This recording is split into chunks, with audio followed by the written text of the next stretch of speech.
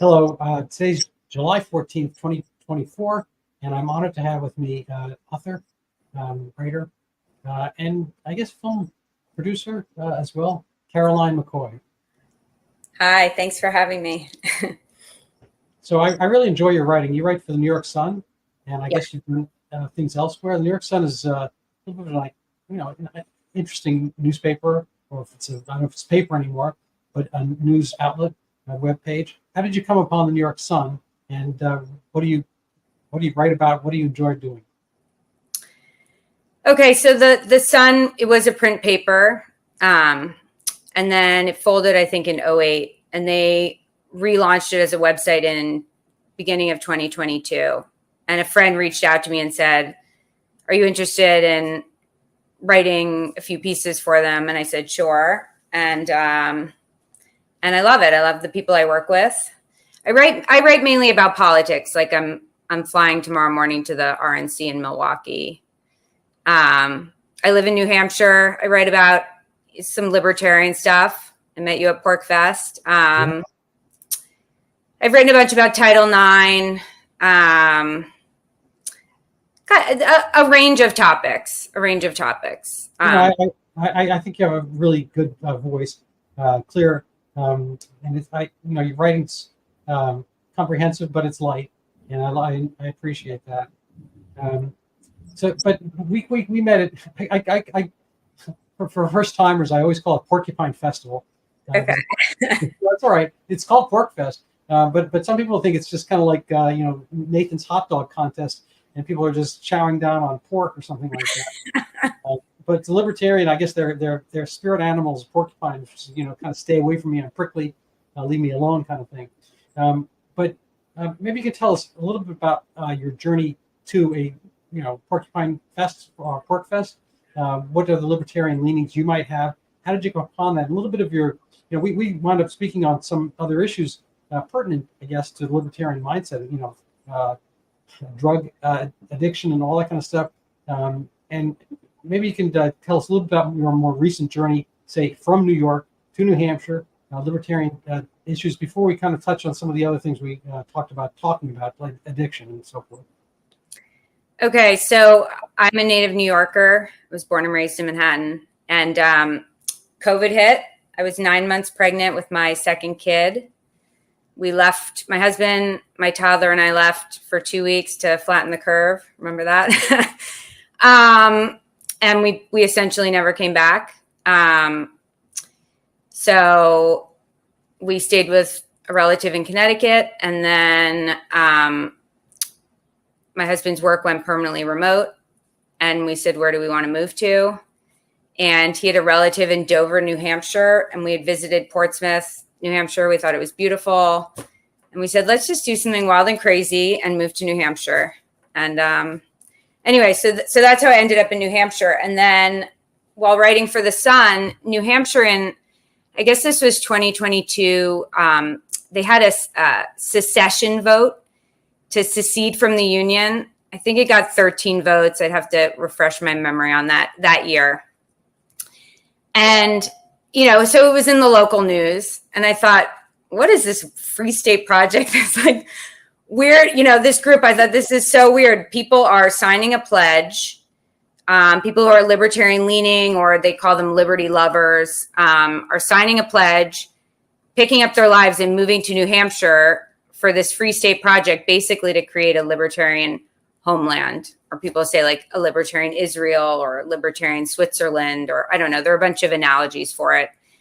So about 2 weeks before Porcupine Freedom Festival, which is their annual gathering in northern New Hampshire, was supposed to start that year, I pitched the story to the Sun, and they said, yeah, go. So I went. I sort of did a refresher on, this was also the year that the Mises Caucus won leadership in the Libertarian National Committee at their convention in Reno. So that had happened a month prior. So there's a lot of like libertarian news happening. So I went up there kind of with an open mind, met all these people. And honestly, I had a blast. It was really fun. It was really weird. I'm from New York. Okay. Yeah. I get out of the car. So am I. Okay. You're right.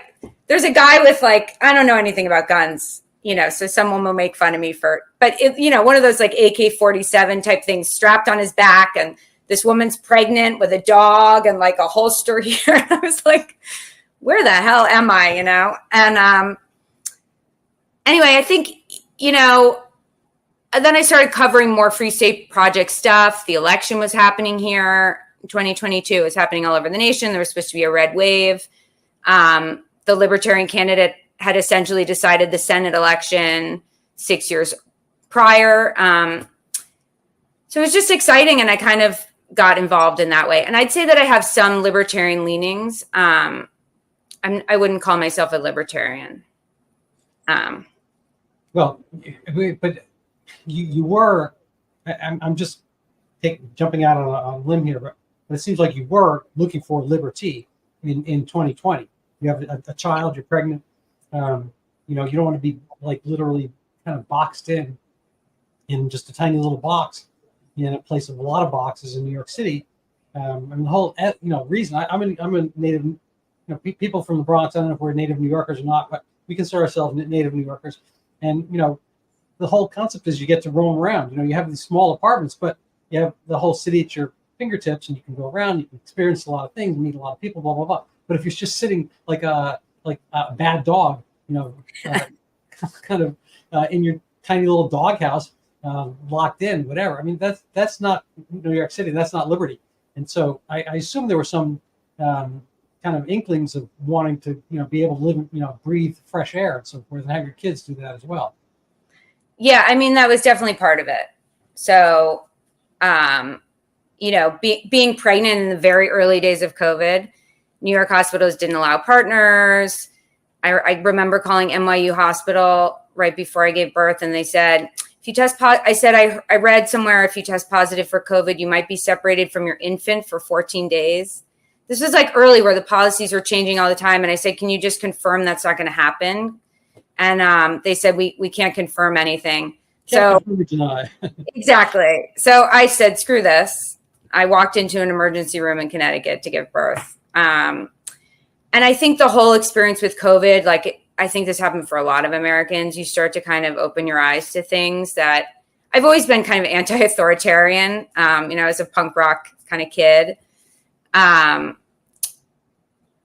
But we moved here for a normal life for our kids. I saw pictures on Instagram of other kids from my son's daycare in New York, 2 years old, all masked up, that kind of thing. And I remember about 2 years after COVID had first started, my son was at the dining room table and he asked for the first time, what is COVID? And I thought, okay, we did right by our kids. We really we lived our life. We did outdoor things. And we met a group of people here in New Hampshire who also had small kids, and they were going to be in the playground and they were going to be interacting and, trying to live a normal life. So yes, liberty has definitely had something to do with it. I'm not quite in that age cohort.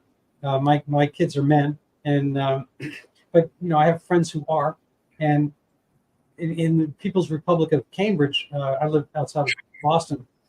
The kids were locked down. There was no playgrounds. They had to stay in their homes, no interactions, and they just basically all had each other. It's kind of like, I don't want to minimize this memory, but it's kind of an Anne Frank existence, and it's just not right. His older son. I'm not going to say. I don't want to make any diagnoses from before, but got dissociated. The kid,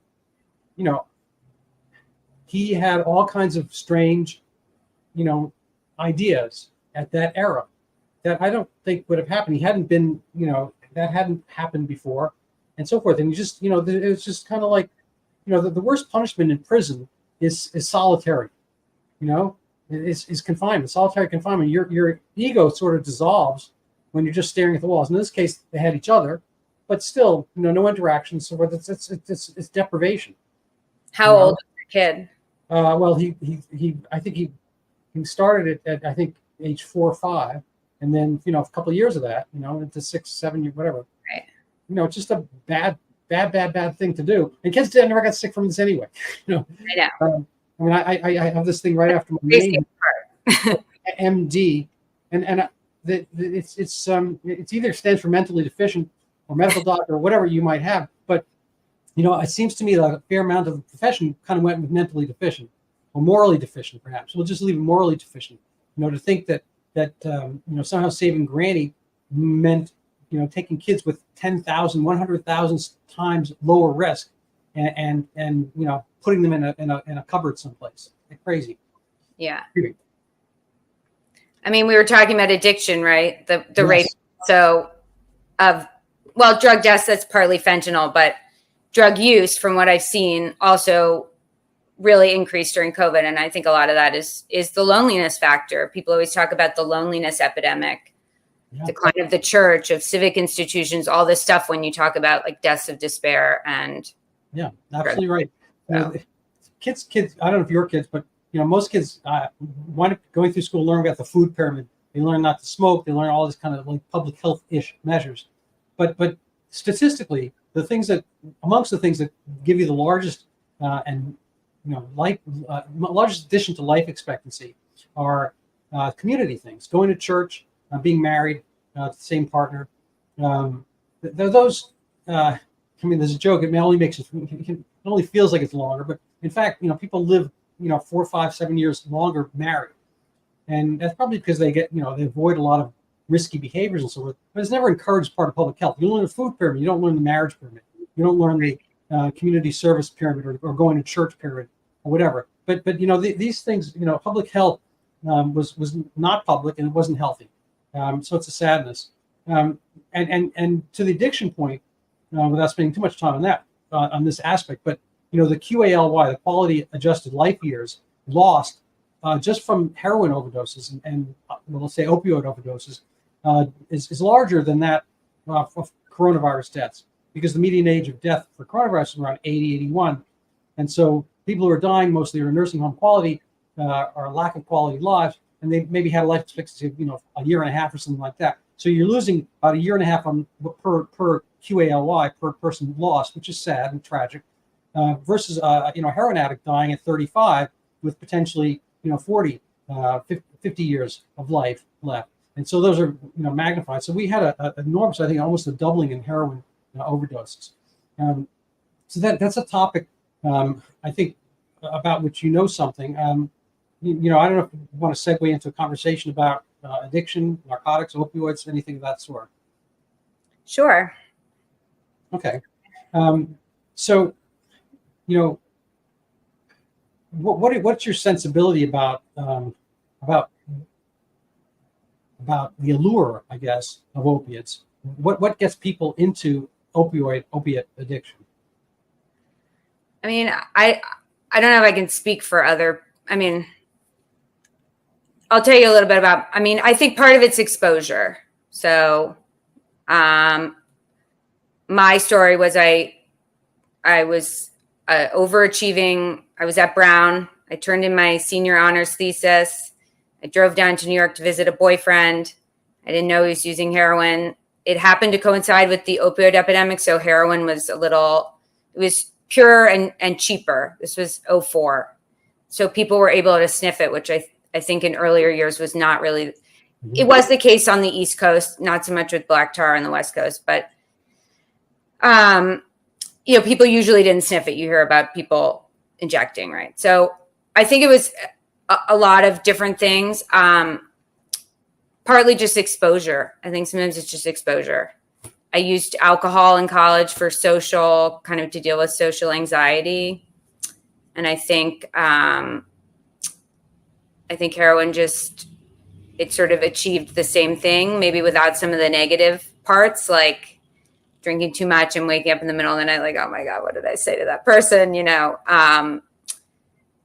And then unlike alcohol, well, alcohol is physically addictive, but heroin, once you really get into it, it's something you kind of can chip at all day, right? So, Yeah, I don't have any firsthand experience at all. I had a friend back in the 80s, and he was a tech guy, and he was an boyfriend of a good friend of mine, a woman, and he's had a reasonably accomplished life, I guess. And he asked me for some narcotic prescriptions here and there, and then he was doing stuff like that. And he'd spend his weekend kind of like, I don't know. I asked him about it. He's like, oh, this is something I can control and feels really good, and you should try it. I didn't. But so where does it go from like your friend? I assume wants to have a good time, or I don't know, take the edge off life. I mean, how do things start? Where do they go? What's the appeal? And how does it feel to kind of be in the throes of it, and/or when do things turn bad? Maybe not that day. Maybe you don't have a hangover. I don't know. You tell me. Okay, so I tried it that one time. I'll just tell you the basic story. I tried it that one time, my senior year of college. I graduated college. I moved in with that boyfriend in the East Village of Manhattan. And I realized this later, the part about kind of timing with the opioid epidemic. There were people who used drugs in college, and it turns out I knew a lot of people using pills, but I didn't start with pills, and I didn't. Anyway, it was just around. It was around a lot. And I'd say the first 6 months, it was just, on weekends. Oh, if it was a friend of the boyfriend's who had the connection, I didn't go buy it myself or anything. It's more like a party drug. And then, it kind of looking back, it happened quickly, but I didn't really notice it. Like, oh, I'll just take a little bit before work, it makes the commute a little nicer. When you're sniffing it, it's just like little bits here and there. And then I realized I was physically addicted. And then the question is like, when do you kick if you want to keep your job? So then weekends, trying to kick it here and there. And I think what's, I guess, kind of insidious about heroin addiction, or, people will say, oh, crack is worse, or methamphetamine. But I think what was, looking back, heroin made me a all-day user. It's something that, we could talk about methadone and stuff like that. The physically addictive aspect of it, it makes it so you plan your whole life around it. You can't go away without making sure you have enough bags to get through the day. And I wasn't earning a lot of money, but I had a job. The rest of my life was functional, so it didn't really seem that bad. And then it got bad. And then it got bad. So yeah. What's the and then it got bad part? What changed? Was the relationship changing, or was the price going up? Was the usage higher? Was it impinging on your finances? Legality? I mean, what's the getting bad part? Okay, I lost my job. Because of? I think because of drugs. It wasn't said, but the sort of supervisor right above me was in recovery, and I think he knew. And we were kind of friendly outside. We lived a block away from each other. I think he knew, and he fired me. And then, at that point, I was spending a lot of money. I mean, hundreds of dollars a day. And then I started adding cocaine to the mix to stay awake, through the day while doing it. And then I really liked that. So then that adds another expense to your day. And the jobs just kept getting worse and worse. And eventually eventually I got a job with this real estate developer. Very nice guy, but it was a weird job, paid me under the table. And he also said, you need to go to rehab. But I'm not going to get into a complex story. But he said, you go to rehab, you can come back and get your job. So I went to rehab. And before I went to rehab, I thought, well, I should try shooting it first. And then I got out of rehab and just went way downhill, injecting speedballs. So, yes. So And that's then I got the infections, and throughout this, I was on Suboxone, an outpatient, a methadone program, a this, a that. And just my life was falling apart. My boyfriend had left me, just everything was a mess. It was a mess. so just that one part about I was going to go into recovery, but I thought I should inject first. I treated narcotic addicts for about a decade, ancillary to my primary care practice. And I would hear this a lot, that people would, since they know they're going to go, I mean, this is not my term of art, but there's a term called like spin dry, kind of like a rapid wash cycle. So their habit is a certain level, let's say $150 a day. And so they know they're going to go down. So they might as well, they're going to go through some tough times with detox. They want to get that last rush, because they're going to go, as long as you're going to put your clothes in the washing machine, you might as well get them as dirty as possible. What was your, I mean, is that something, forgetting my analogy per se, but, is it something, you say you're going through recovery, but then you started to inject. What was that decision about, if you remember? I feel like I could answer this so many ways, but I think there's kind of a rock and roll glamour to heroin addiction. I mentioned I was like a punk rock kid, part of this like crusty squatter scene in the East Village of Manhattan. Rock and roll bands, all this sort of stuff. I think there was something kind of glamorous about it. I'm also just naturally a risk taker, which has both served me and not served me in life, but I think generally has served me well. Like I hopped freight trains across the country in between high school and college. I deferred going to Brown and was like, I'm going to hop freight trains. I mean, I've done a lot of risky kind of things, and I always sort of land on my feet. And I guess I just thought, well, here's one more thing I can say I shot up, let's do it. There's just something I think, and I sort of innate in my personality where I'm willing to, go somewhere that might be risky because, sometimes no risk, no reward. Right. And you only live once, and I don't know. So that might seem like a simplistic answer, but I think I just wanted to have the experience. And then I went to this rehab facility. It was called Cornerstone. So I had Medicaid, Medicaid paid for this rehab facility. And I showed up, and they put you on a blind methadone taper, which is basically, I think, like 40 milligrams or something like that. And I think it was an ill fit. Let's say the place was an ill fit for me. My therapy group everybody was homeless or avoiding incarceration and was much older than me. I was like 23. I mean, whatever, this sounds terrible, but there were class differences. There were degrees of use differences, the sort of, the counselor's shtick was that he used to stick people up with a gun to get his drugs. And if he could do it, so could you. And, I think that the things that I was running away from were like fears of not succeeding enough career-wise. It wasn't like, my homeless girlfriend just had a baby who's HIV positive. I wasn't getting much out of the therapy groups.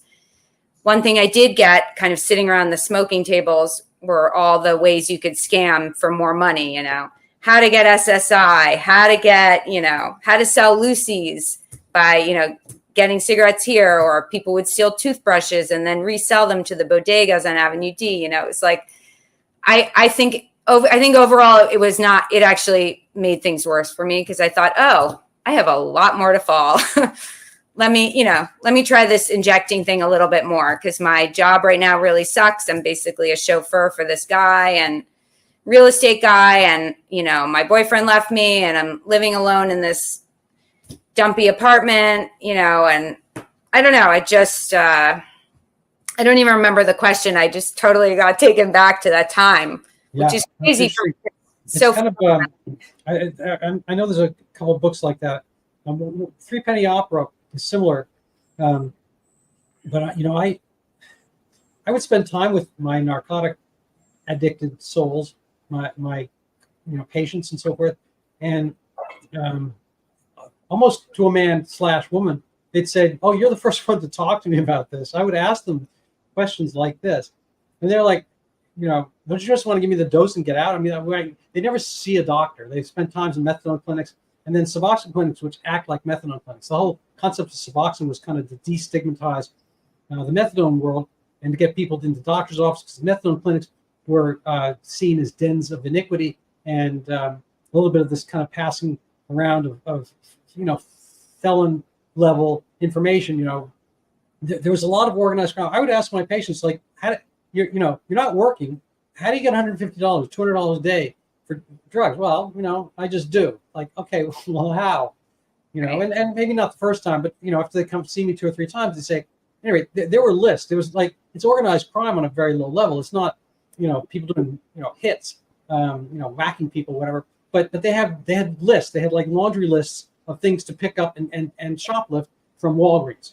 And then, you talk about bodegas or whatever, and then there are a whole bunch of secondary markets for this stuff. So they pick up, they steal diapers. They steal, I think the big one is baby formula for some reason. That's like a big theft item. And so they had a list, whatever, but all kinds of other stuff that people are doing. And people are one way or another up and down the food chain. So they would get enlisted to sell, the drug. And they might get comped that day if they could, pass it around. And then, a lot of the women are doing certain things for the dealers, on a kind of a personal level. It's just, kind of a sadness factory. But as far as you made an interesting point, like I hadn't gone down far enough. Was that a sensation you had? I mean, we have an expression, medicine for alcoholics, and back in medical school, I don't know if they still do it. We used to say alcoholics go to ground. That is to say, they wouldn't stop unless they knew it was really the bottom level. So if they were, stopped at a certain level, but they could probably get their lives a little bit worse, they would do that until they really felt horrible, and then they would stop. I'm wondering whether you had kind of that kind of like elevator experience, and where you managed to get on, where you got off. I don't know how much it was conscious coming out of there. Like coming out of that first rehab, like, was I going to go further down? But it was a decision. Ultimately, it was a decision to use. I had a couple bags hidden in my bedroom because the rehab, you had to wait in a waiting room, and I didn't get a bed until the 3rd day. And after the first day of waiting all day, I was sick by the time I got out. So I had drugs when I got out of the rehab, and the decision not to say, like, call my mother and say, could you please remove these, because I'm actually serious about getting clean. I made that decision before I left, and I knew I was going to use the drugs. So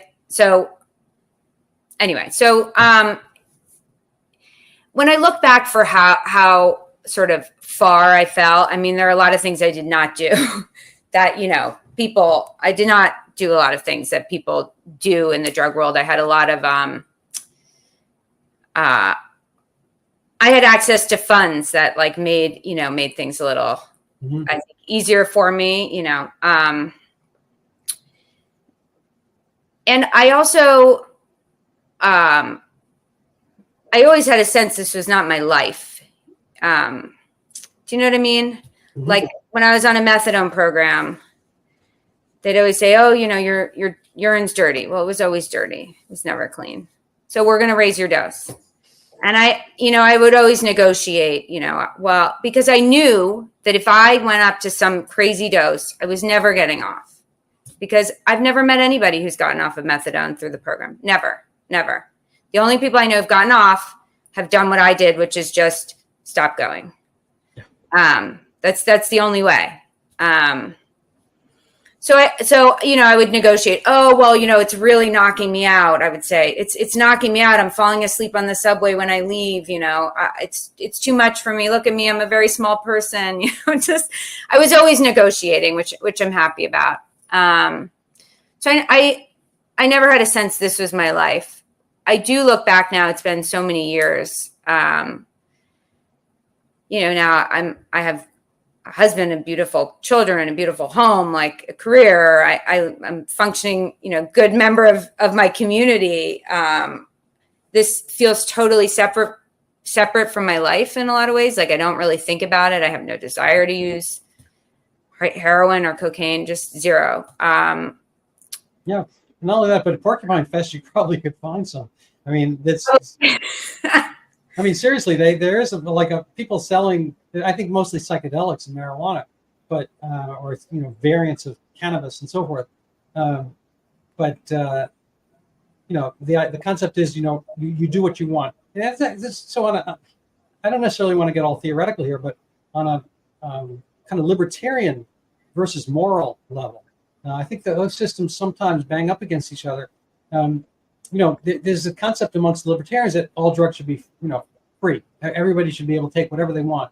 And I think as a kind of a moral directive, especially for a young parent, I think there's a kind of a moral aspect of saying no to certain things. And Nancy Reagan said no to drugs, and I'm sure that wasn't original with her, but this concept of saying no to something, I think gives the idea that is sort of a third rail. You're not supposed to walk literally on the third rail on the train line, subway. There's some danger to it. Kids do, and people will want to walk on the third rail or jump over to whatever. And I know there's risk taking and whatnot, but I think having some guardrails and some warnings about certain danger of things and the addictive potential.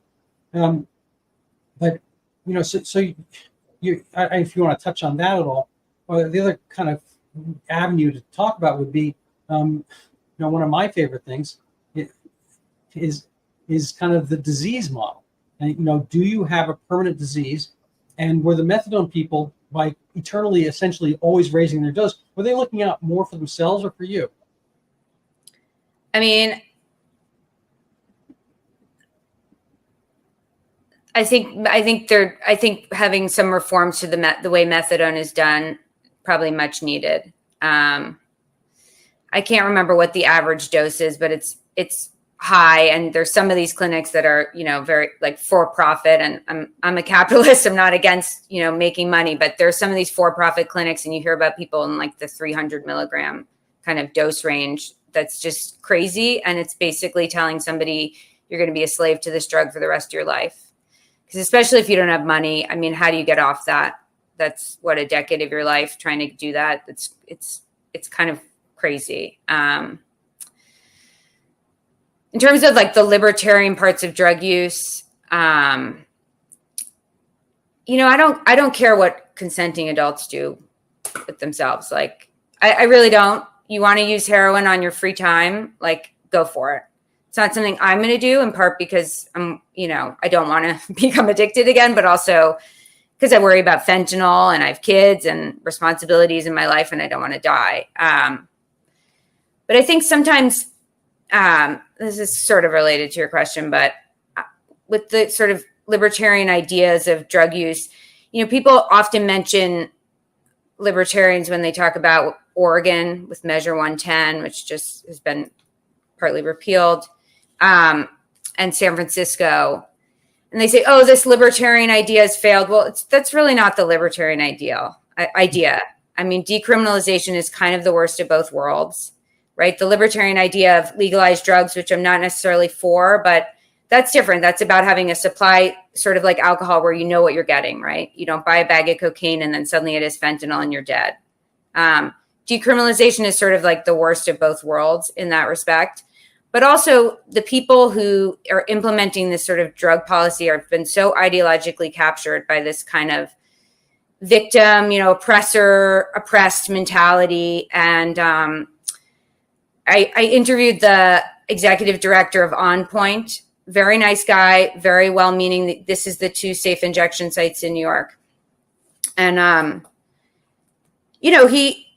I think he really cares about his work, and he's, we could debate the safe injection site thing, but one thing he said to me was kind of interesting. I said, so if people are injecting drugs like in a park near here, like, can you arrest them or tell them to stop? Or what are the rules with that if you discard syringes? And he said, well, these people are victims of trauma. They are victims of systemic racism. They are victims of this or that. And I just thought, like, so what do? We're just going to like put our hands up. Okay. Kind of what happened in San Francisco. Okay. Oh, I'm sorry. You want to pitch a tent here and shoot drugs and then leave your discarded syringe on the ground. And, oh, but you're doing drugs. And we have this idea, oh, you're a victim of trauma. So we should let you do that. And so if you're shooting fentanyl or smoking fentanyl outside of a school, that type of drug use it's no longer a victimless crime, right? So the sort of tolerance for that's not, when people talk about this sort of libertarian idea of bodily autonomy, it doesn't really apply there because that's not victimless drug use. And I often think about, I used to live across from Tompkins Square Park for more than a decade. And I had my first son there, and we moved when he was 2.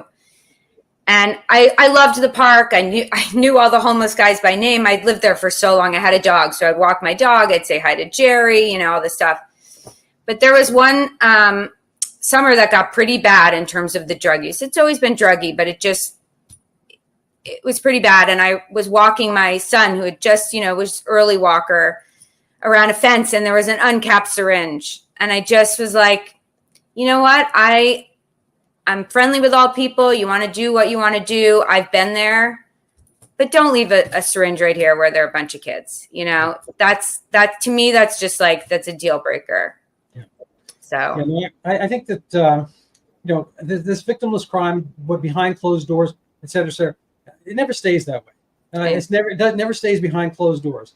People, it's like, I don't care what you do, but then, tomorrow you have drag queen story hour in the library, in the public library. We have it at second grade classes. So it's not a matter of like, oh, I don't really care if you're a drag queen, but it's like, it's never enough. Because I personally think people have this proclivity towards, how do I say this? It's not. We're all, everybody I know used to be a child at some point. Some of us are still children. But there's this kind of aspect of pushing the limits. You push the limits and you push the limits, and your parents are supposed to say, hey, dude, that's too far. That's enough. And we all, I think, in order to have a good grapevine, certain plants, they need a scaffolding. They need a matrix upon which to grow, and they have to be cut back in order to grow fuller and so forth. I think a lot of us strive for that in our own lives, to be told, no, that's too much. I have my own personal, ankle bracelet. I wear it on my hand here. This kind of reins me in for certain things that I shouldn't be doing. Don't talk so loudly. Don't say that in public. Don't look at that person that long. Don't do that. So, okay, I get it. So I'm under, I'm an adult, but I'm under personal, I have my own personal trainer, and it's we're having our blessed anniversary today. So absent that, when people, in a sense, I'm not going to, I'm using the word lightly here, but when they transgress, essentially we all, I think, have some kind of, it's not really a DNA thing. I think we have our roadmap. Once we've used our DNA, we become individuals. So I think we have our roadmap for better, worse behaviors. And I think innately we know what are the better behaviors, but we have this feeling that we can't do it. We can't make it. And so we'll, binge watch something, or we'll binge eat ice cream, we'll binge smoke, we'll binge this. I think we know we should be doing X. We have anxiety about not being able to accomplish it well enough. And so we ostrich ourselves. We dig a little hole, stick our head in it, and then we're going to wait it out, and everything's better. And it's like, when we miss the deadlines, well, I didn't want that anyway. And I think there's some aspect that our behavior will improve if we actually make it improve. And what's the point here? The point is, I think that when we don't get told no for doing certain things, and everything is permissive, all we wind up doing is more things that really require somebody else to say no. Because at some deep psychological level, I think we want to be told no to the things that we shouldn't be doing. We know we shouldn't be doing. Does that make any sense at all? Yeah, it does. It's sort of, I think it was like Abigail Schreier's book, Bad Therapy. I think this is where I got this from. I read that recently. This notion of like being your child's best friend as opposed to being their parent, where you actually have to set some limits, right? Right. And kids thrive, right, when there's some kind of schedule or routine. Dogs thrive, right? Dogs are well trained when there's a routine. So yes, like people need to have to say no, and also growing up, part of it is learning your own limits and when you need to say no to yourself, right? I think Michael Knowles, I listened to, and Andrew Clavin, they both have this, they're at the Daily Wire, and they come from a religious perspective in a sense. But there's, since we were talking about libertarian, liberty means freedom. But there's kind of an interesting, I don't know what you call it, a little parallel or contrariness between libertine and liberty. Right. That when you are libertine, when you're indulging in the senses and you're indulging in experiential things, and it has kind of a selfish aspect to it. And it doesn't necessarily leave you with liberty, because you wind up addicted to and beholden to these sensations. And it's a funny thing.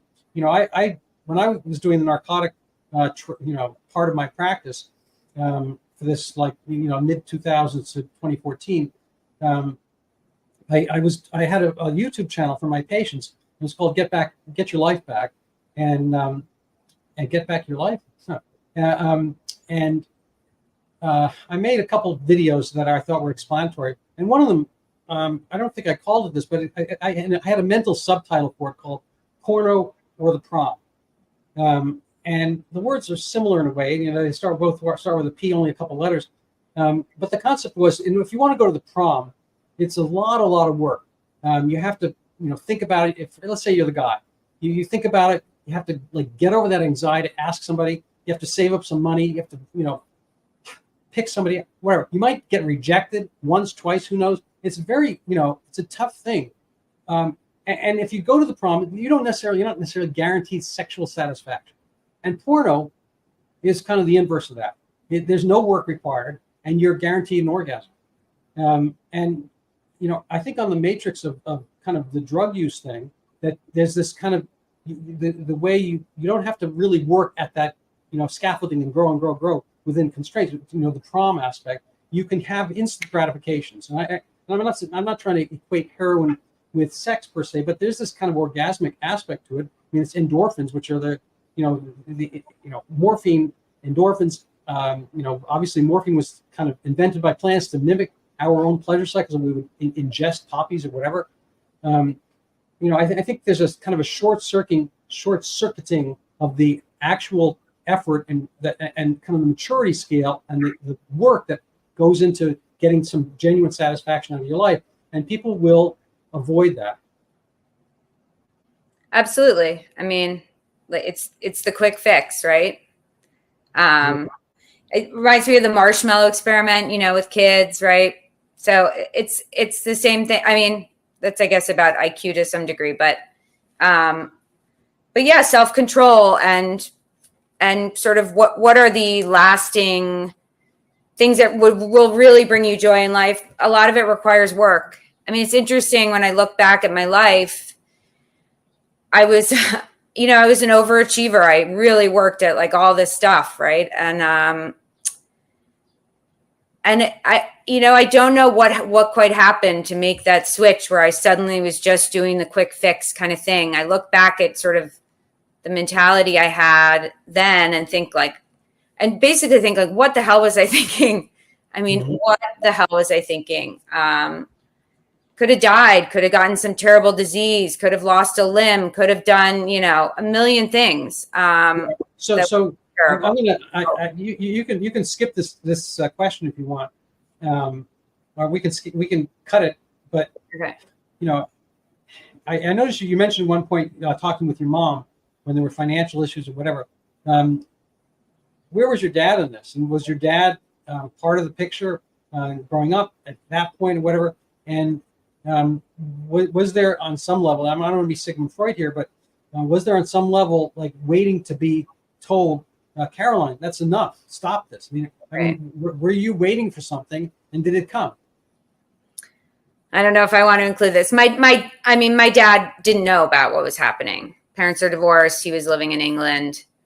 He just didn't know what was happening. Not until much later. Actually, not until he read a Daily News op-ed that I read several years ago, and he gave me a call. He said, "What?" I said, "Yeah, that's, have you noticed it took me a little bit longer to get my life together." So yeah, I forgot the second part of the question. No, that's fine. I think you're touching on it. Well, the second, I mean, I'm not sure which part was which, but the question is, were you? I mean, it's hard to know this because we don't know ourselves per se. It's easy sometimes to see somebody else, but were you waiting for disapproval? Were you waiting for somebody to notice and say, "Would you freaking stop that crap"? I mean, is that any part of it? Does that ring a bell at all, or am I off base? No, but I mean, I wasn't a minor, so I didn't live at home. I mean, I wasn't getting money from my parents. So, to a certain degree, like, there wasn't much that they could do. My mother at one point did pay for a treatment center for me to go to. But again, that ultimately didn't work either. So, yeah. So I'm going to segue a little bit to slightly, you mentioned Medicaid at one point and treatment centers. And how many of these kind of treatments did you do? And how many of them were serious? And did it get any more serious if you had to pay yourself? So I went to 3 Medicaid facilities. First time the Medicaid managed care plan paid for 2 weeks and cut me loose. And then I went to another facility paid for by Medicaid, but less of like a jail atmosphere than what I kind of had experienced in the other one. I don't mean jail like it was prison there, but everybody had spent time in prison, and there was a cohort, the bunch of people. They were telling me about like how you have to, you got to stick with your racial kind, because everybody had spent time in jail, it seemed like, who was there, and had some like rap sheet. I don't know. Anyway, then I went to 2 other Medicaid facilities, and then at that point I was on methadone maintenance. So those other 2 I went to after I'd had a series of hospitalizations for cellulitis infections, and my arms and feet. And that's when like my mother and friends had an intervention, and then I went away, then I came back. A complicated thing about 2 months of doing that. I ended up in California in a facility. At that time, there weren't a lot of facilities, like paid facilities, that would take you off of methadone unless you got down to a certain dose before arriving there. But this place was willing to do it. And so I went there. I was there for like 3 months. It was not a lockdown facility. We were in the community. It was more like a sober house type thing. Looking back, I think I needed more of like a "you're here" kind of thing, because a lot of people were using drugs there. And then I ended up coming right back to New York and using and continuing to use. So, and then like to wrap it up, well, I got thrown out of that facility. Then I was in a sober living house. I got thrown out of that. Ended up in the hospital with another big infection. We might have to amputate the arm or this or that with the, all these, like, I just kept getting infections. And then I came back to New York and moved in with a different boyfriend who I'm now married to, actually. And we used for about a year. And he's similar story to me, similar background, sort of schooling, all that kind of stuff. And then I had a cardiac arrest the night after my 26th birthday from cocaine, and checked out AMA the next day, continued shooting cocaine. It just went downhill very fast that summer, and his family had an intervention for him. And he went away to treatment and, said, I'll pay the rent while I'm gone. I'll pay for all your expenses while I'm gone. And we figured out a whole plan for me to meet him after he got out of his rehab in Arizona. And he then helped me detox off of everything. And we spent 6 months in the Southwest. His brother lived on like a piece of property where he built his own house, and they had a little shack, without running water or anything, that they said we could live in. And we lived there and for about 6 weeks. And I've never used drugs again. So, yeah, the broad strokes, but yeah. Well, God bless you, and it's an incredible story. There's a certain sadness I have when I was treating narcotic addicts, because there was so much. Getting back to Nancy Reagan's husband in this case, Ronald Reagan said about, you could apply this either way, but I'm not trying to be political here, but he was asked about liberals, and he wasn't one, and he said it's not that they're ignorant, it's just that so much of what they think they know is wrong, and I kind of felt that way, not listening to your story, but when I was treating people with narcotic addiction. They were told over and over again that they had a disease, that this is not something they could conquer, and they would be on a replacement drug forever. And that they should, the analogy, I don't know if you read my article in Brownstone, but the analogy started right at the beginning in the 60s and 70s, was that they came up with this disease model for addiction. Is like the diabetics with their insulin. You would never think about taking a type 1 diabetic off insulin. Nor should you think about taking a, let's say, narcotic addict off of replacement narcotic. And I just think this is so kind of, I don't know, inane, fatuous, wrong-headed, fallacious, self-serving, etc. Because, as you mentioned cocaine, and cardiac arrest from cocaine, people are addicted to cocaine. We don't do any replacement cocaine. We don't do any replacement alcohol. We don't do replacement drug for anything except for this one thing that doctors happen to have a pretty nice little sinecure, like Starbucks with coffee. The doctors can write opioids and so forth. I'm wondering, whether you have kind of a take on this, whether you had been told kind of disease model talk, like I heard, hints of it. You can't go down off the methadone; they want you to go up. It seems like it's a business model more than a treatment. Yes, I do agree with that. I have mixed feelings about the disease model. I think some aspects are helpful, like in terms of understanding the compulsion, like, okay, it's something happening in your brain. But in terms of comparing it, or with diabetes, for example, okay, you have some kind of, just like with addiction, you have a genetic predisposition maybe, and then it's your behaviors that end up kind of instigating the disease, so to speak. But I think that it leads to, so I was on, let me just go back to, I detoxed and then I was on buprenorphine. I was on Subutex for a while. And I do think that I was on that too long. And also other medications like, oh, you're a depressed person, you need to be on these, things. At one point, somebody put me on Seroquel, and I remember thinking, I'm so zonked out. Am I really clean? Like what, oh, you have this.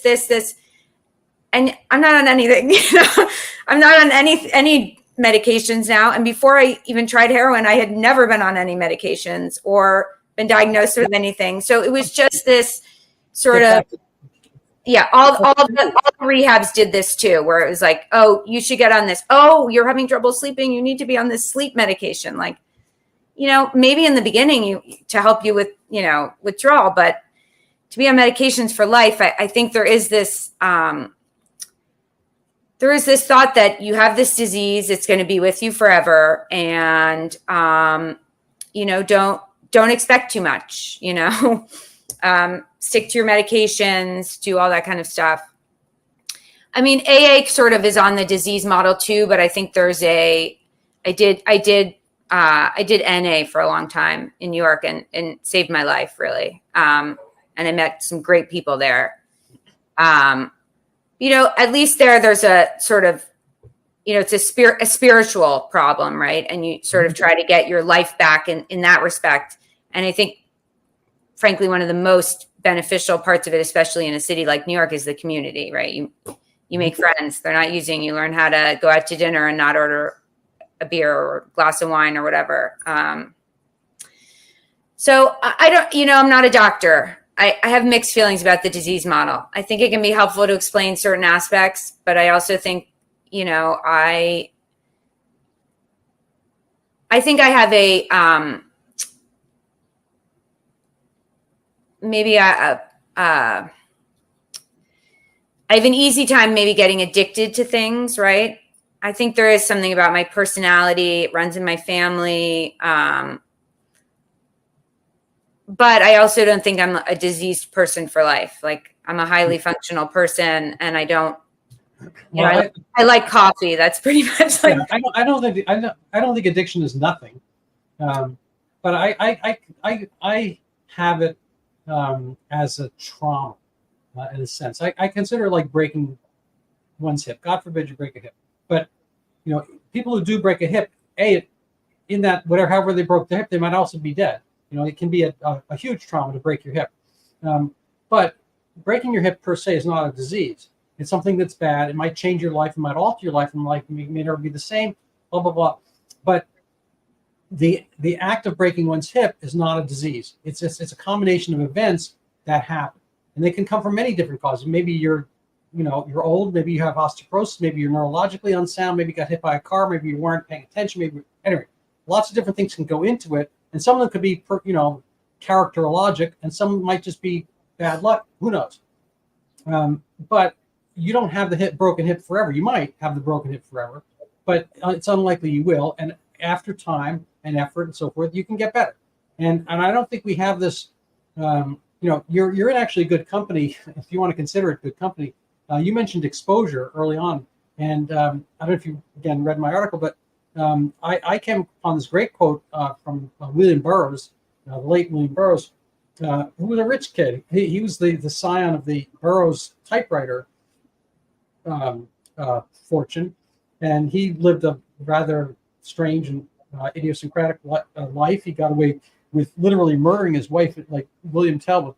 She supposedly shot an apple off her head and missed, and he didn't serve any time for that, which is the most preponderous outrage, I think, disrespect to the wife, etc. Anyway, but he was a writer. He's the Beat Generation, and he got a lot of play on that. But he said it's a disease of exposure.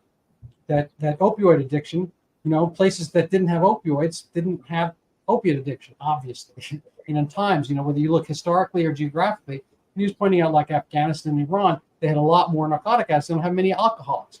Because they don't have alcohol, they have, this anyway. So I consider, insofar as it's a disease, it can't be a very big one because it's a disease of exposure. And if you consider malaria disease, fine. You're exposed to it, you get malaria, but malaria is not innate. Something has to happen. You have to be exposed to that. Anyway. Yeah, I mean, you think about like the opioid epidemic with overprescribing, right? Probably similar thing.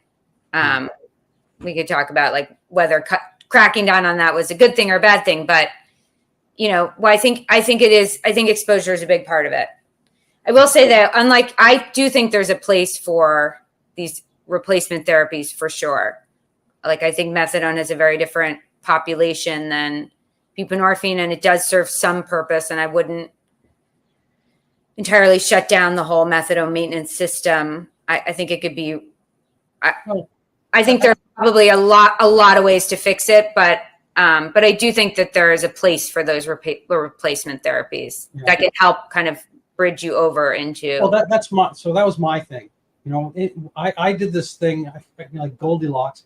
I didn't want a 5, 7, 10, 14-day detox, and I didn't want forever either. So I didn't want too soft. I didn't want too hard, too long, too short. So like Goldilocks, I came up with like basically over time came up with like 4-month detox, and give people adequate time to really go through the thing without having really much in the way of withdrawal symptoms. I would measure their, I don't know if you know this COWS, clinical opiate withdrawal scale, but I measured it week by week. They'd come in, and pretty much people didn't have any symptoms on a very slow, gradual detox. And mind you, I don't think it's really the drug. Part of it's the drug, and part of it's kind of recalibrating your life and expectations.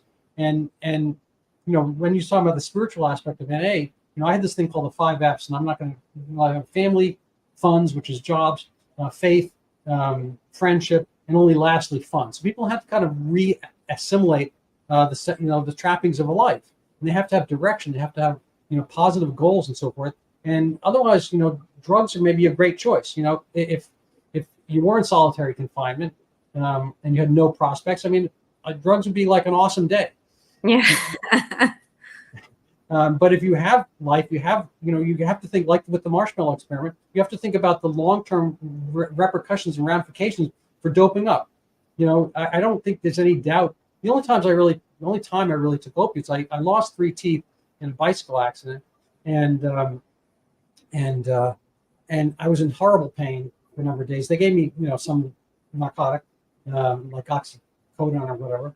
And I took this stuff, and I had like incredibly wonderful dreams, just really terrific.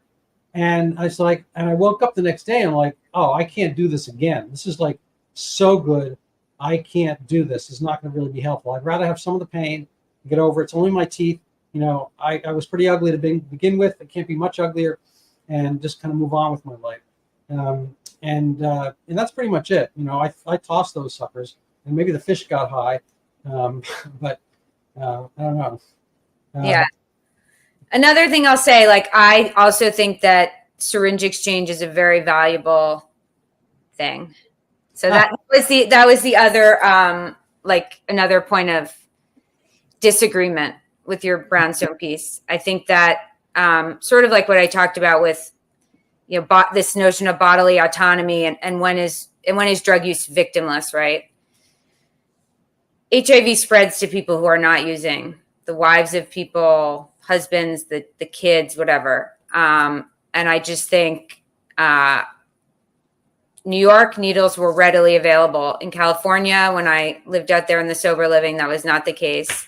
And made me very much appreciate, I think they should be available for purchase in pharmacies. And I think that syringe exchanges should. So I'm going to ask you an ancillary question. And you don't have to answer this one, but do you think there should be condoms in middle school? I understand the point, right? Do we want to promote sex for middle schoolers? No, because I don't think middle schoolers should be having sex, but high school, yeah. So I think you get the analogy there. Yeah. I think people can do a lot of different things, a lot of different ways, and humans are fairly adaptable. And my article takes a big a span of time. And I look at 100 years, pretty much more than 100, like 130 years of opioid usage in the U.S. from the 1890s to the 2020s, and only off by 100 years. Anyway, and we had a huge opiate problem in the 1890s through the 1910s or so. And I think on a per capita basis, there was just as many people addicted. I don't think they had necessarily the same level of narcotic load that people have now on a couple hundred days of heroin or a couple hundred milligrams of methadone. But there was a problem. There was a lot of opiates being consumed, but that disappeared. In the modern era, through and up until the 1960s, there were basically 1% of the amount there had been in the 1900s. And in the 1990s.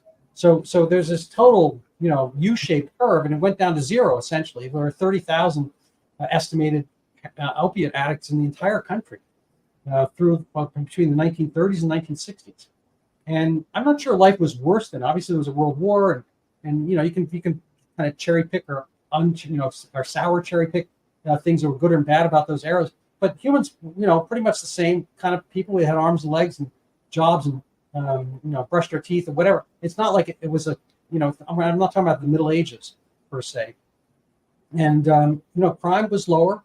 and people had kind of higher expectations of what they were doing, and with the exception of narcotic usage. It was seen as a sense, of personal failure, to be indulging in this continually, and there were laws against it, and so forth. Anyway, people, once I think the disease model and kind of the harm reduction model, wasn't called that at the time, but those things, this kind of paradigm shift is what brought on the opioid epidemic via replacement treatment for something that we don't replace for alcoholism, cocaine addiction, benzodiazepines, sex addiction, gambling, you name it. We don't, Tiger Woods had issues, but when he finally saw a doctor after the golf club to his face, nobody told him, we're going to write you a prescription for 2 hookers a day for 3 weeks, and then I don't want to get too crude here, but nobody did that.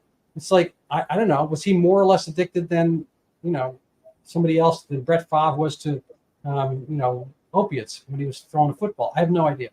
But I think that the problem with harm reduction is that you grow the problem. You're yes, on the limits, you're kind of helping those people in extremis with their issues, but you wouldn't have that number of people on with those issues if you hadn't done anything in the first place.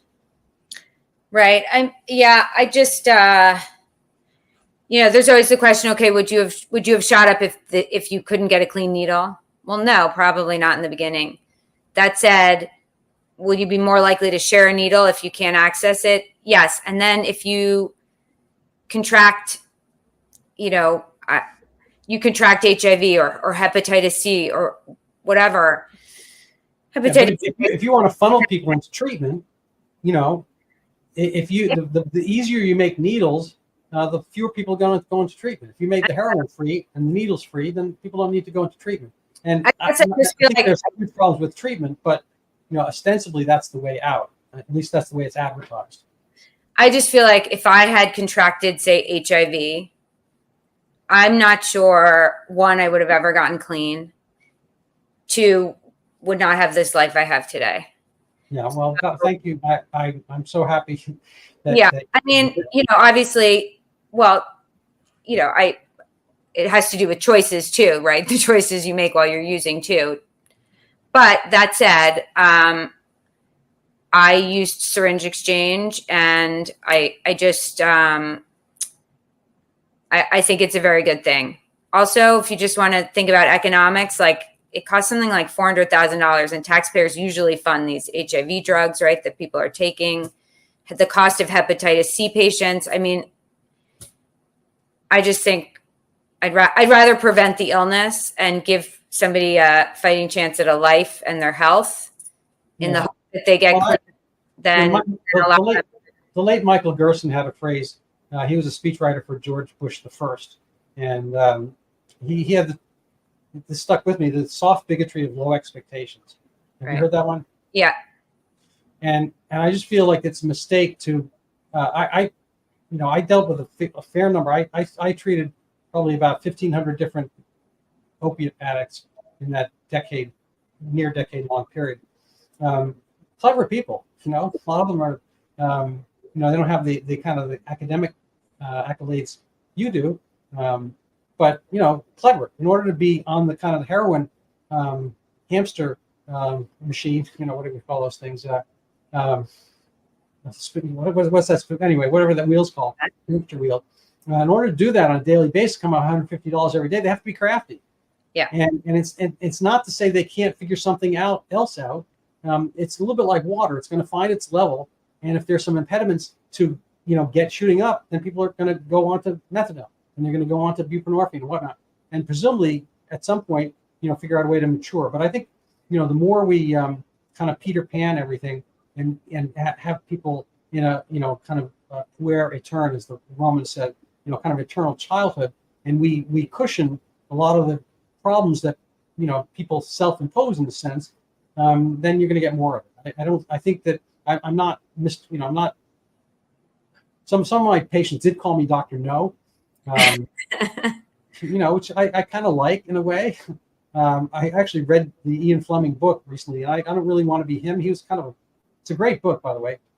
So he was kind of a dastardly guy, and I think he had even more personal faults than I do.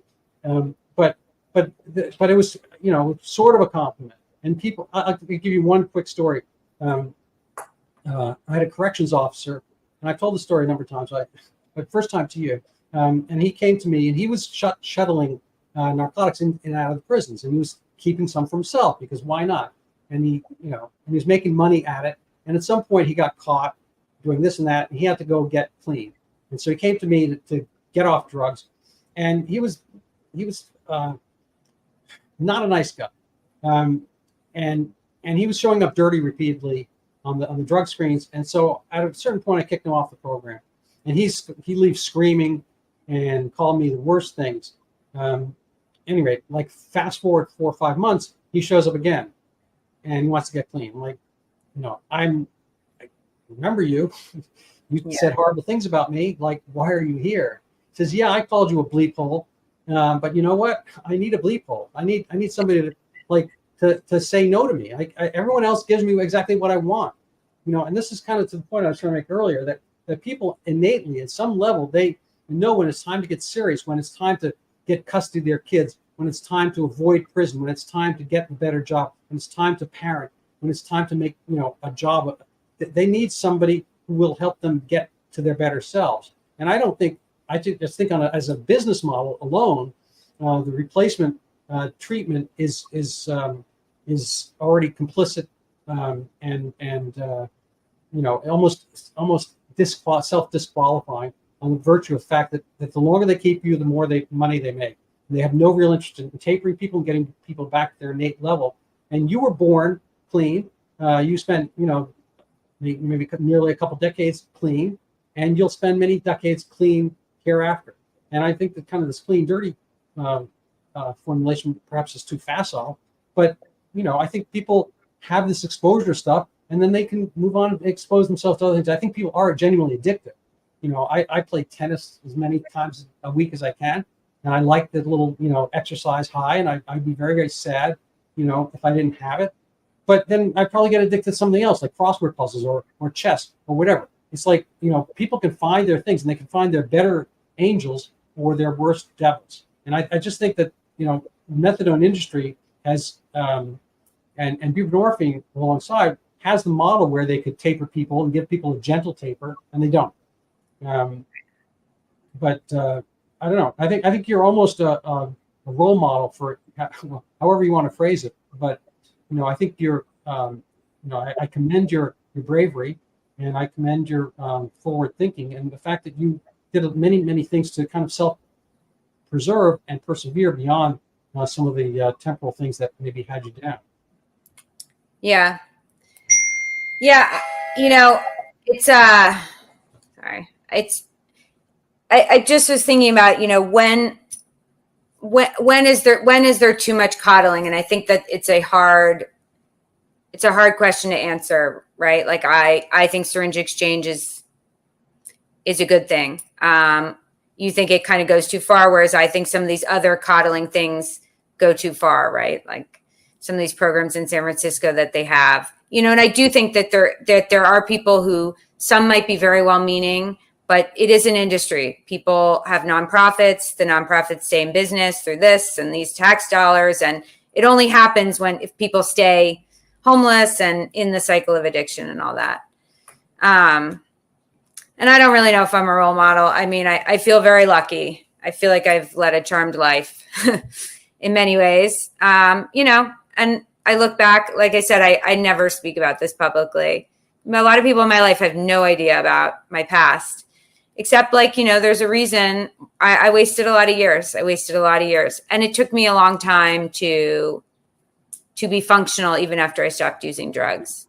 Well, I was honored to meet you. It was just chance occurrence. I saw you at Pork Fest, and we're doing some real great yeoman's mother work there. Beautiful kids, and I really applaud you on your journey. So I'm going to round things out. I'm on your webpage and some of your writings, so I can get a link to those if you don't mind. May I post your webpage? Yeah, absolutely. Okay, so here we go.